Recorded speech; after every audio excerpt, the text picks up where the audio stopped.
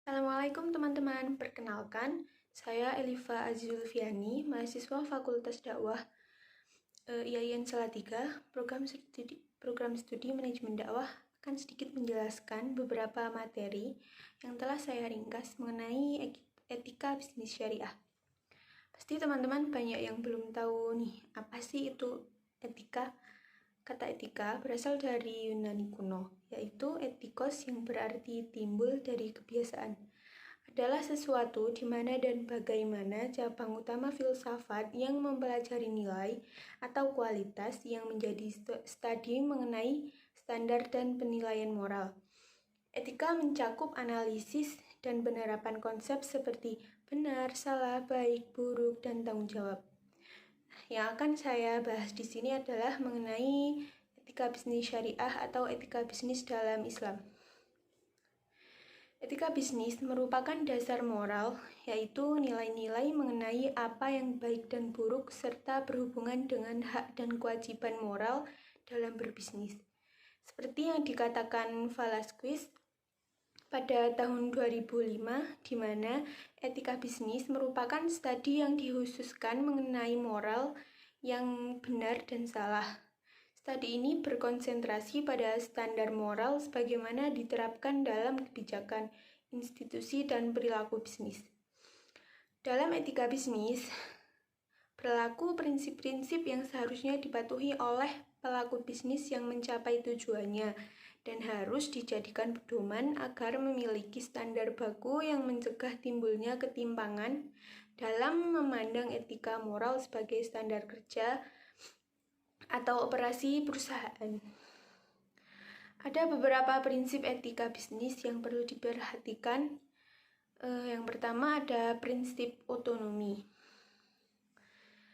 Kemampuan mengambil keputusan, bertindak, dan bertanggung jawab berdasarkan kesadaran diri sendiri tentang apa yang baik dilakukan atas keputusan yang diambil. Yang kedua ada prinsip kejujuran. Bisnis tidak akan bertahan lama apabila tidak berlandaskan kejujuran, karena kejujuran merupakan kunci keberhasilan suatu bisnis. Misal, kejujuran dalam pelaksanaan kontrak, kejujuran dalam hubungan kerja, dan lain sebagainya. Yang selanjutnya ada prinsip keadilan, bahwa setiap orang dalam berbisnis harus mendapat perlakuan yang sesuai dengan haknya masing-masing. Artinya tidak ada yang boleh dirugikan haknya atau diperlakukan berbeda. Yang selanjutnya ada prinsip integritas moral. Prinsip ini merupakan motivasi dalam berbisnis, di mana para pelaku bisnis dalam menjalankan usahanya, mereka harus menjaga nama baik perusahaan agar tetap dipercaya dan merupakan suatu perusahaan yang terbaik, seperti itu. Secara sederhana, masalah etika bisnis muncul bila terjadi konflik tanggung jawab atau konflik loyalitas. Hal ini muncul karena pelaku bisnis sering dilema oleh kepentingan pribadinya dengan kepentingan orang lain. Sementara kepentingan pribadi dengan orang lain itu bertabrakan dan kepentingan orang lain mungkin akan dikorbankan demi diri sendiri atau kelompok sendiri dalam praktek bisnis. Secara filosofis, sistem etika Islam tentunya berbeda dengan sistem etika sekuler, serta berbeda pula dengan kode moral yang diajarkan oleh agama-agama lain.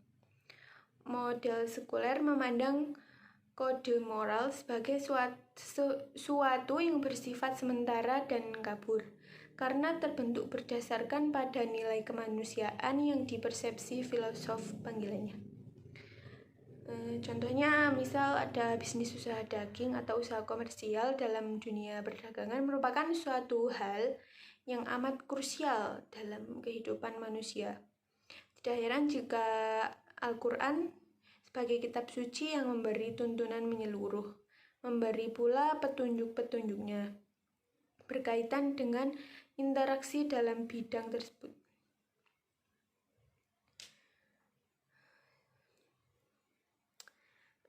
Praktik bisnis yang dilarang.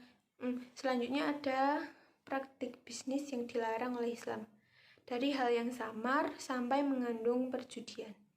Islam pun mengatur etika-etika yang harus diperhatikan dalam menjalankan sebuah bisnis.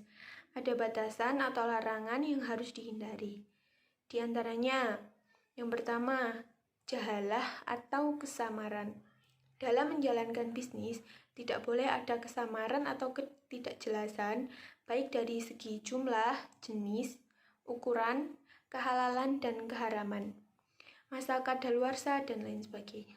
Sehingga tidak ada pihak yang merasa tertipu seperti itu. Yang kedua ada maisir atau perjudian. Hal ini yang dilarang dalam bisnis adalah yang mengandung perjudian. Yang ketiga ada azulmu atau kezaliman. Dalam menjalankan bisnis, kita juga tidak boleh zalim. Kezaliman sangat dibenci oleh Allah Subhanahu wa taala.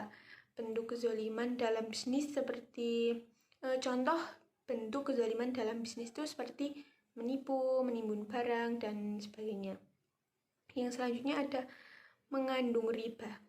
Jelas bahwa riba diharamkan dalam Islam. Yang selanjutnya lagi ada gharar atau penipuan atau kecurangan. Segala bentuk penipuan itu dilarang dalam bisnis. Dalam hadis disebutkan dari Abu Hurairah radhiyallahu an berkata, Rasulullah Shallallahu alaihi wasallam melarang jual beli dengan lempar kerikil dan jual beli gharar atau spekulasi. Hadis riwayat Muslim. Islam sebagai agama tidak hanya mengajarkan cara beribadah saja, namun Islam juga mengajarkan tentang apa yang dimaksud dengan halal dan haram. Halal dan haram tidak hanya meliputi makanan maupun minuman saja. Dan jika dilihat secara menyeluruh, halal dan haram meliputi berbagai jenis perilaku dan tindakan seseorang.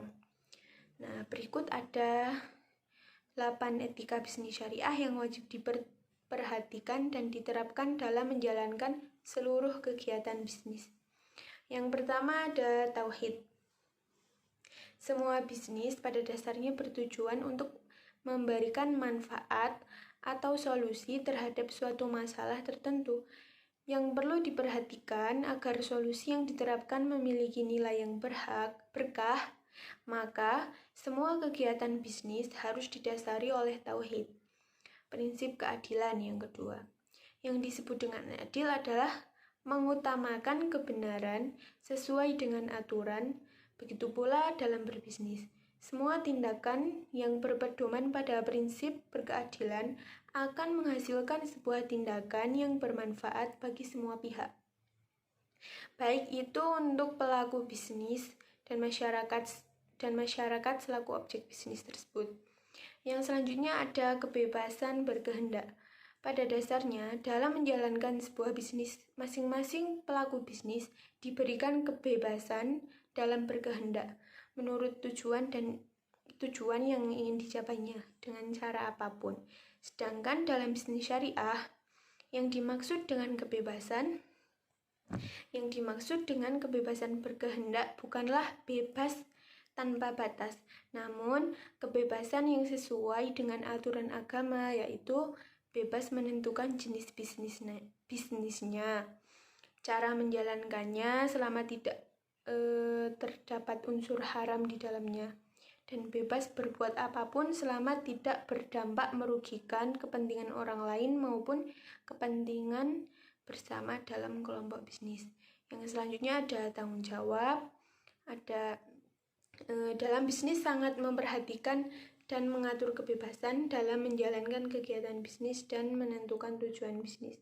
Aturan tersebut bertujuan agar wujud dari sebuah bisnis menjadi terarah, memiliki manfaat yang baik dan saling memberikan keuntungan baik antar pelaku bisnis dan masyarakat atau yang lainnya. Yang selanjutnya ada didasari dengan niat baik, tolong menolong, bebas dari unsur riba, tidak berbisnis dengan yang haram. Pantangan dalam berbisnis syariah adalah tidak diperbolehkan terlibat dalam segala bentuk kegiatan yang terdapat unsur haram di dalamnya. Sekian penjelasan dari saya, kurang lebihnya mohon dimaafkan. Semoga apa yang telah saya sampaikan bisa bermanfaat bagi penonton atau bagi semuanya yang menonton video saya ini. Akhirul kalam. Wassalamualaikum warahmatullahi wabarakatuh.